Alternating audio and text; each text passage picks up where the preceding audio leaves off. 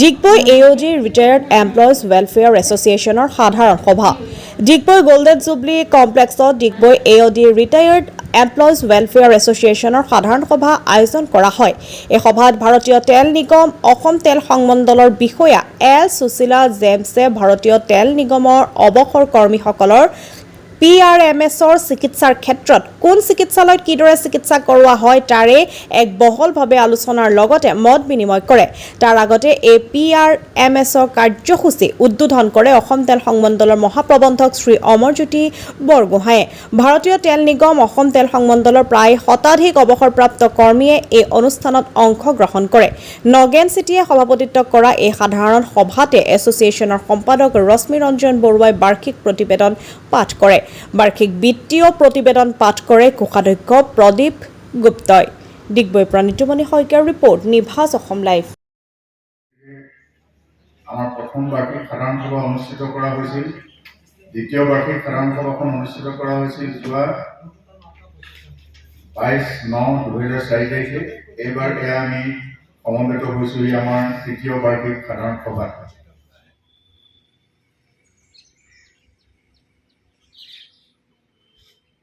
বহু বাকী আছে। এতিয়ালৈকে আমি তিনিচুকীয়াৰ RPFCক 20 বাৰতকৈ অধিকবাৰ লগ কৰিছোঁ। বিভিন্ন দাবী দাবা তথা অনুৰোধ লৈ আমি এছ'চিয়েশ্যনৰ বিষয়ববীয়াসকলে পালপাতি ডিগবৈৰ পৰা তিনিচুকীয়াৰ PF অফিচলৈ অহা যোৱা কৰিছোঁ।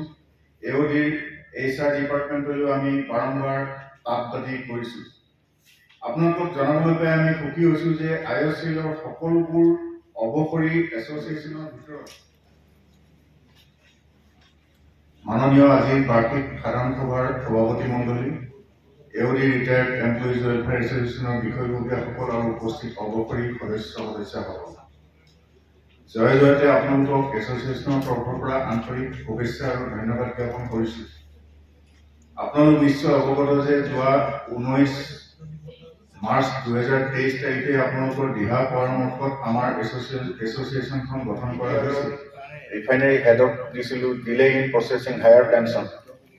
6 জুন 2025 আমি ED আৰু HR AODক এখন চিঠি দিছিলোঁ, request for a company quarter to run our office. ইয়াৰ উপৰিও আমি বহুতো মেইল কৰিছোঁ, সেই মেইলসমূহ আমি ইয়াত উল্লেখ কৰিব পাৰোঁ। এই কমপ্লেইন আপোনালোকে দিছে যে আমাক আহি পেলাই গালি দিছে, কমিশ্যনাৰে গালি দিছে। বহুতৰ ধাৰণা আছিল যে কি কোনোবাই নিজৰ কাৰণে তাত ক'বলৈ গৈছে নেকি, বা কোনোবা এক্সিকিউটিভ কমিটি মেম্বাৰে নিজেই আগভাগ লৈ নিজৰ টকাটো আদায় কৰি গৈছে নেকি। সেইটো নহয়, সেইটো তেওঁলোকে কি কৰি ফাইল দেখিছে, তাত ফাইলৰ যিটো অৱস্থা তাৰ পৰা টানি লৈ অনাৰ পিছত যিটো ফাইল হাতত পৰে সেইটোৱে প্ৰচেছ হ'ল। আপোনালোকে জানে যে এজন নতুন কমিশ্যনাৰ আহিলে আৰু তেওঁ ৰিটায়াৰ হ'বলৈ আৰু কেইমাহমান বাকী আছে। মানুহজনৰ অলপ এফিচিয়েঞ্চি ক্ষেত্ৰতো বহুতখিনি কথা আছে, এইবিলাক আৰু লোকৰ ডিপাৰ্টমেণ্টৰ কথা আমি ক'বলৈ নাযাওঁ। কিন্তু আমাৰ লগত ভাল ধৰণে কথা পাতিছে। আমি প্ৰায় 1 ঘণ্টা তেওঁৰ লগত বহি আমি গোটেই কথাখিনি ঠিক কৰি দিয়া হ'ল।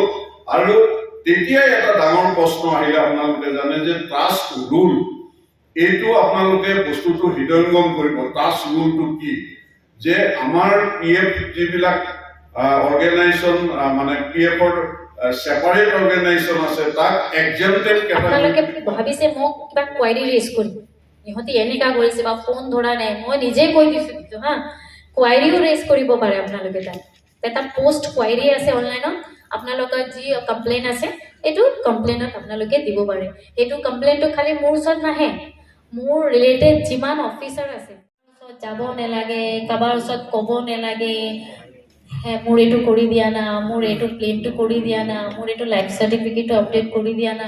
অফিচত যাওঁ, শ্বেয়াৰ এণ্ড কেয়াৰত যাওঁ, তলা বন্ধ থাকে, মানুহ নাথাকে, ইহঁতি অফিচত ফোন নধৰে, এইটো বহুত কিবা কিবি কমপ্লেইন থাকে, হয় না।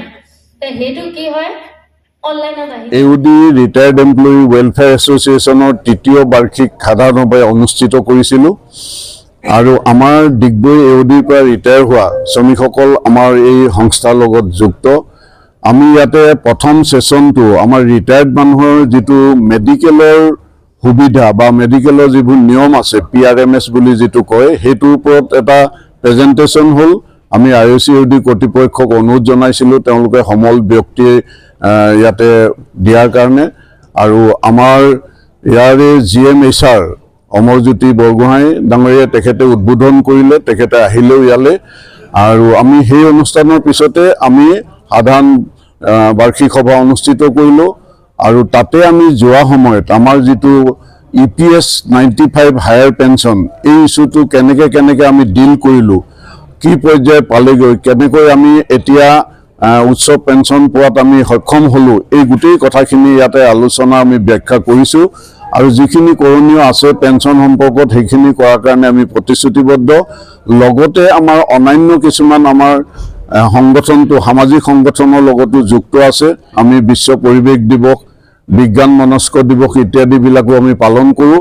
আৰু বিশেষকৈ ডিগবৈত হাৰ্টৰ ডক্টৰ মানে কাৰ্ডিঅ'লজিষ্ট নথকাৰ কাৰণে অকল এমপ্লয়ী বা ৰিটায়াৰ্ড এমপ্লয়ী নহয়, সমস্ত ডিগবৈবাসী ৰাইজে ভুগি আছে। হাৰ্টত এটেক হোৱাৰ পিছত ইয়াৰ পৰা ডিব্ৰুগড় গৈ নাপায়গৈ। গতিকে আমি এইটো চিৰিয়াছলি লৈছোঁ আৰু AOD কৰ্তৃপক্ষক আমি অহা দিনত এই সম্পৰ্কত আমি দাবী জনাম যাতে ডিগবৈত অৰ্থাৎ AOD হস্পিটেলত সকলোৱে উপকাৰ হোৱাকৈ এজন ভাল কাৰ্ডিঅ'লজিষ্টৰ ব্যৱস্থা কৰে, যাতে আমাৰ যিসকল এতিয়া হাৰ্টৰ অসুখত ঢুকাবলগীয়া হৈছে সেই পৰিৱেশ বা পৰিস্থিতি যাতে ভৱিষ্যতে আৰু নাহে। আমি সেইটো লৈ আমি চিন্তিত আৰু সেইটো লৈ আমি টেক আপ কৰিম। আৰু অন্যান্য আমাৰ কাৰ্যসূচীও আছে। আমি আমাৰ হেল্থ চেকআপৰ কথা আছে, বা আজি আমি ডিগবৈ সম্পৰ্কে বা ডিগবৈ অন্যান্য যিবিলাক সামাজিক কথা আছে এইবিলাকৰ লগতো আমাৰ সংগঠন যুক্ত হৈ আছে আৰু যুক্ত হৈ থাকিব অহা দিনত। আজি আমাৰ এই অনুষ্ঠানৰ উপস্থিতি ভালেই আছিল আৰু অংশগ্ৰহণকাৰীসকলে তেওঁলোকৰ বক্তব্য ৰাখিছে আৰু যিকেইটা বিষয় আছিল সেই বিষয়কেইটা তেওঁলোকে বুজিবলৈ চেষ্টাও কৰিছে। আমি আমাৰ 3জন কাৰ্যকৰী কমিটিৰ সদস্য পদ খালী আছিল, আমি 3টা আমি পূৰণ কৰিলোঁ। তাতে আমাৰ retired IAC DGM Arup Goswami আপোনালোকে চিনি পায়, তেখেতক আমি অন্তৰ্ভুক্ত কৰিছোঁ। আমি ইয়াতে ৰঞ্জিত ফুকন বৰ্তমান কৰ্মৰত, কিন্তু তেখেতৰ 58 হৈ গৈছে, পেঞ্চন পোৱা যোগ্য হৈ গৈছে, তেখেতক অন্তৰ্ভুক্ত কৰিছোঁ। আৰু ৰিটায়াৰ্ড এমপ্লয়ী আমাৰ আগৰ ইয়াৰনেছৰ প্ৰদীপ সেনগুপ্তকো আমি অন্তৰ্ভুক্ত কৰিছোঁ। আৰু আমি আমাৰ এছ'চিয়েশ্যনত অকল 60 পাৰ হ'লে নহয়, 58 পাৰ হ'লেও আমি সদস্য দিয়াৰ কাৰণে আমি আজি সদনত আমি অনুমতি বিচাৰিছিলোঁ আৰু সকলোৱে অনুমতি দিছে। অহা দিনত আমি 58 ক্ৰছ কৰা মানুহখিনিকো আমি অন্তৰ্ভুক্ত কৰিম।